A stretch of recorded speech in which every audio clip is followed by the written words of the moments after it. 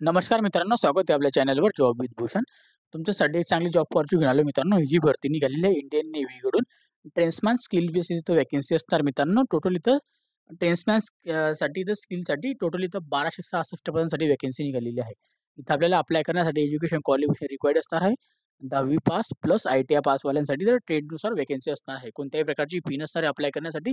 Latest तशी notification असणार आहे. संपूर्ण माहिती तुम्हाला मी या व्हिडिओमध्ये देणार आहे.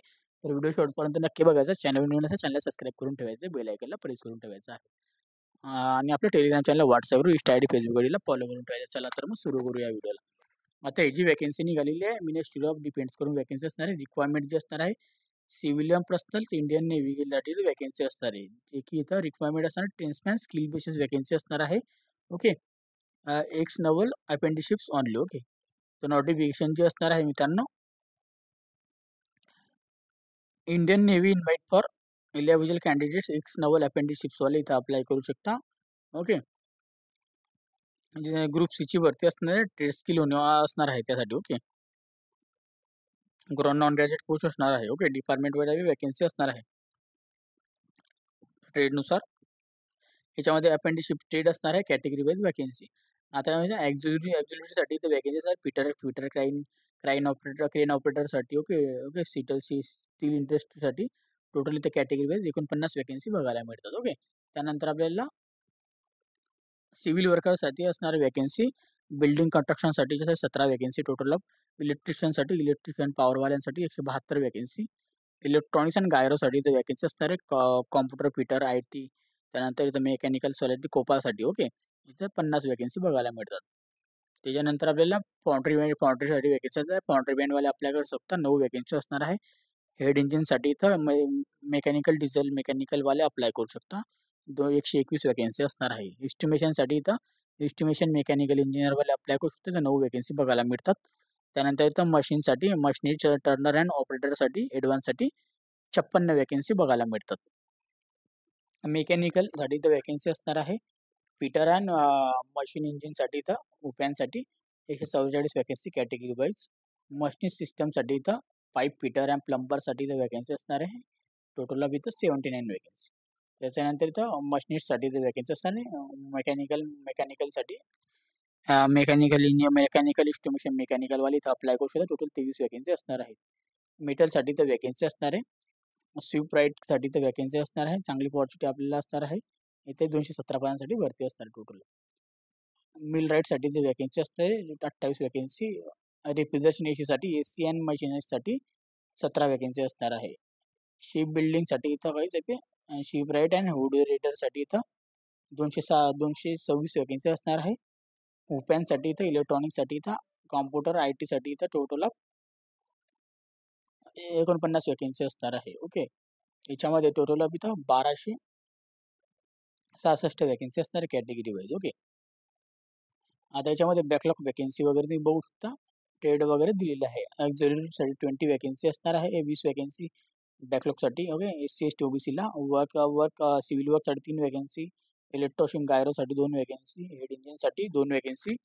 मेकॅनिकलसाठी 11 व्हॅकन्सी. मेकॅनिकल सिस्टमसाठी 5 व्हॅकन्सी. मेटलसाठी 3 व्हॅकन्सी. उप्यांसाठी इलेक्ट्रॉनिक्ससाठी उपेन इलेक्ट्रॉनिक्ससाठी 3 व्हॅकन्सी. टोटल इथे 49 व्हॅकन्सी असणार आहे बॅकलॉगच्या. ओके. त्याच्यासाठी इथं असणार आपले फिजिकली वगैरे आपल्या PWD वाल्यांसाठी दिलेलं आहे संपूर्ण माहिती. Okay.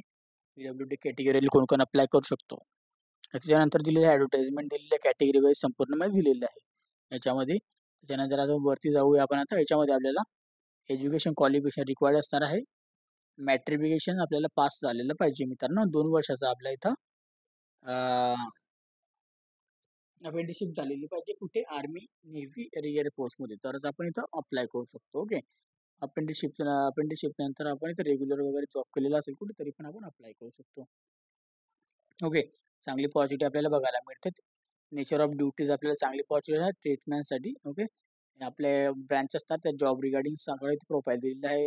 Executive, electrician, civil worker. Okay. जॉबच्या कामाबद्दल माहिती दिलेली आहे. पॉन्ट्री, electrician, gyro, head engine, estimations. Okay. Mechanical. त्याच्यानंतर इथं मेकॅनिकल सिस्टम्स. त्याच्यानंतर इथं मशिनीस, मेटल्स काय काम असणार हे बघून घ्यायचं. Millwrights, refrigeration, AC, ship buildings.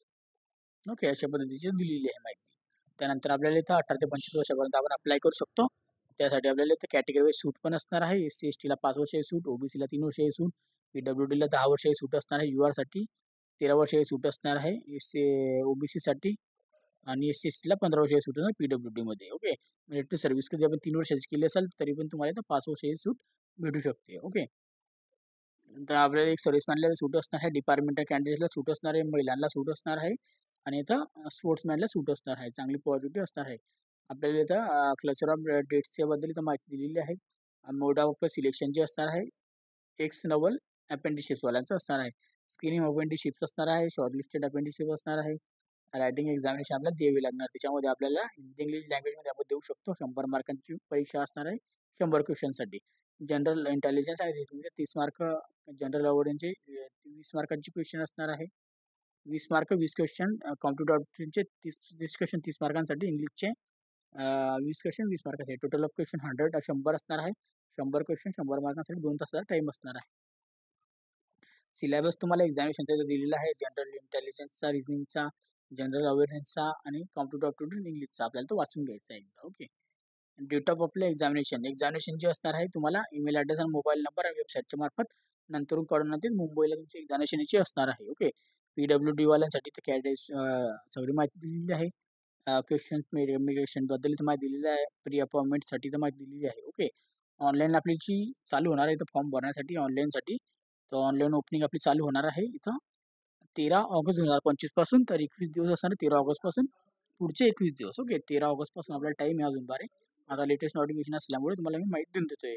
Guideline दिलेली आहे ॲप्लिकेशन फॉर्म भरण्यासाठी. त्याची पण लागणार आपल्याला photograph size, handwriting declaration, left थंबबद्दल तर माहिती दिलेली आहे. ओके. बिफोर आपलं क्लोजिंग डेटच्या आधी सगळी माहिती आपल्याला पे करायची आहे, फी भरून घ्यायची आहे. त्यानंतर इथं फोटोग्राफ्स वगैरे गाईडलाईन दिलेली आहे. त्यानंतर इथं रिपोर्टिंग टाईमबद्दल माहिती दिलेली आहे. ओके.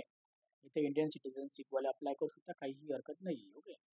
सगळे इथं कंट्री वाईज सगळ्यांना वॅकन्सी असतं, पण इंडियन सिटिझनशिपला काही हरकत नाही आहे. कॅटेगरी वाईज इथं माहिती वगैरे दिलेली आहे. त्यानंतर इथं रूल्स वगैरे सांगितले गेलेले आहे. ड्युटीबद्दल संपूर्ण माहिती दिलेली आहे step by step. Action for गाईडलाईनबद्दल इथं माहिती दिलेली आहे. ओके. त्यानंतर इथं कॅन्डिडेटला संपूर्ण माहिती वाचायला भेटते आपल्याला. काही डाऊट असेल तर त्यांच्या इथं मेल ॲड्रेस तुम्ही मेल करू शकता. व्हिडिओ आवडला असेल तर लाईक करायचं आहे.